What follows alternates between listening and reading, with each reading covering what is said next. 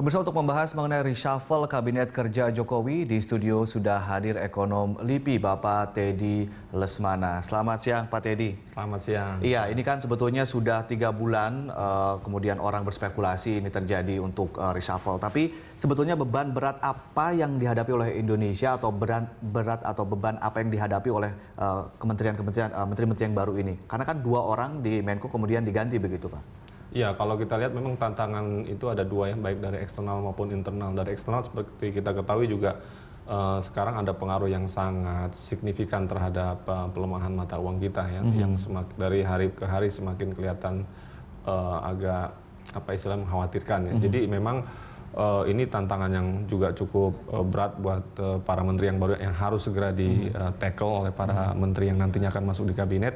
Dari sisi internal juga kalau kita lihat bahwa menteri-menteri yang baru diharapkan mampu segera mampu menerjemahkan ya visi dari presiden yang sebetulnya sudah cukup bagus.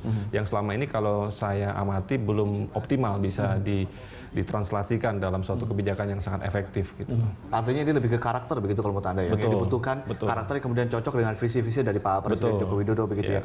Dari momentum Pak, apakah ini momentum yang tepat kemudian dilakukan reshuffle atau justru terlambat atau bagaimana Pak? Ya, kalau kita lihat sih sebetulnya harusnya sudah dilakukan sebelum Idul Fitri ya, karena memang kita lihat juga day to day ya dengan perkembangan ekonomi yang ada harus segera di handle ya oleh para personil yang cukup punya kemampuan dan juga masalahnya kompetensi. nuansa politisnya kemudian cukup kencang menentukan reshuffle atau tidak begitu ya. Betul. Jadi Agustus ini saya pikir tepat ya, apalagi menjelang 1 tahun masa pemerintahan Presiden Jokowi, dan kita harapkan memang nanti personil menteri yang baru ini yang mengisi pos-pos baru ini memang orang yang punya kredibilitas dan kompetensi yang cukup mumpuni ya, karena memang kita harus bergerak cepat ya, karena kita nggak bisa lagi menunggu istilahnya tanpa ada aksi yang cukup nyata ya untuk mengatasi permasalahan yang kita hadapi ini.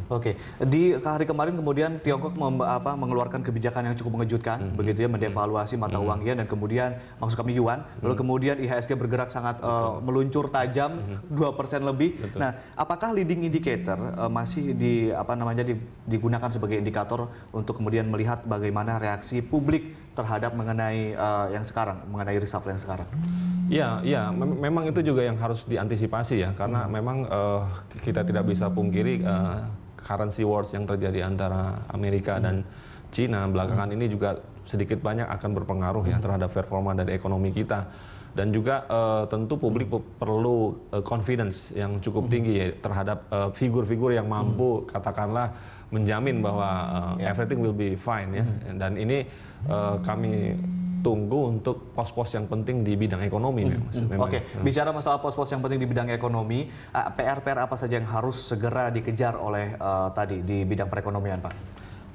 Pertama dari fiskalnya, moneternya, kemudian juga kebijakan-kebijakan lainnya. Dari sisi fiskal memang yang jadi persoalan sampai sekarang adalah masih lambannya ya realisasi penyerapan anggaran dan ini merupakan salah satu modal Indonesia saat ini satu-satunya yang kita harapkan mampu mendrive pertumbuhan ekonomi kita, dan sampai semester kedua kemarin yang sudah mulai ini juga kita lihat penyerapan masih rendah. Oleh karena itu memang di kementerian maupun di daerah begitu. Iya, oleh karena itu diperlukan menteri yang punya speed ya, speed dan determinasi yang cukup kuat sehingga mampu menggerakkan dari sisi fiskal ini sebagai motor penggerak, karena tentu kita juga nggak bisa pasif ya menghadapi situasi eksternal yang sedemikian cepat ini. Dari segi fiskal, apa yang bisa dilakukan untuk mendrive penyerapan anggaran Pak? Kalau dari sudut pandang Anda sebagai ekonom? Artinya pertama kita harus streamlining ya proses-proses di birokrasi kita yang saat ini terus terang masih sangat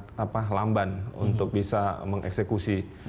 Saya pikir Presiden Jokowi kan sudah kita kenal ya, ingin seseorang yang punya kekuatan ingin cepat segala sesuatunya bisa dilaksanakan, namun nampaknya belum kompatibel dengan operating system yang ada di bawah ini, birokrasi ini. Dan ini yang saya rasa menteri yang harus punya terobosan dan juga menteri-menteri yang mampu paling tidak membuat gebrakan yang cepat ya di birokrasi ini, sehingga paling tidak anggaran ini bisa segera terserap untuk proyek-proyek penting yang setidaknya bisa menggerakkan perekonomian kita. Baik, Pak Teddy, itu masalah penyerapan anggaran. Mungkin ada PR berikutnya yang kemudian harus segera diprioritaskan oleh Menteri Perekonomian kita.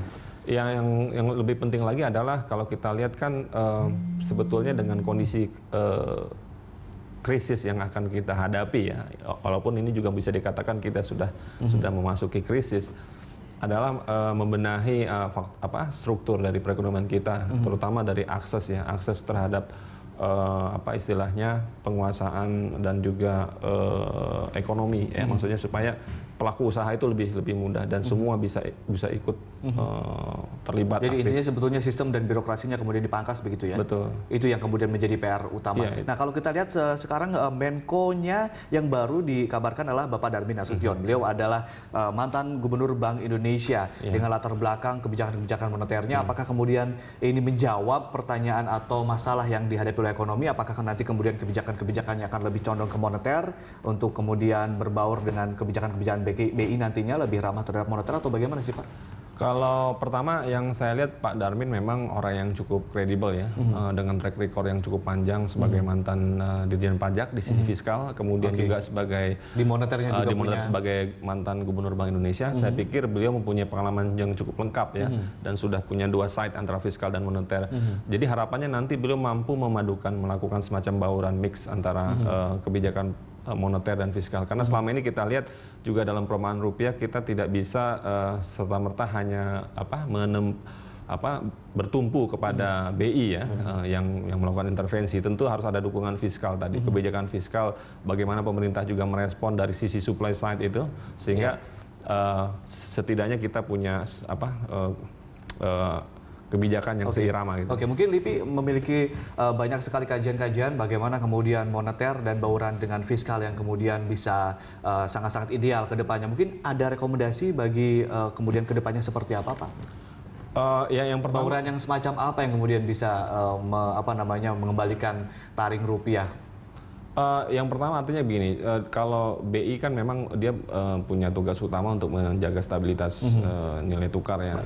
Tapi memang itu nggak cukup. Tentu harus punya juga dari dukungan pemerintah, baik dari sisi fiskal itu ya tadi seperti stimulus fiskal yang dilakukan melalui realisasi anggaran, kemudian juga streamlining prosedur dalam berinvestasi dan juga birokrasi yang lebih ramah terhadap pelaku pasar. Itu yang paling penting.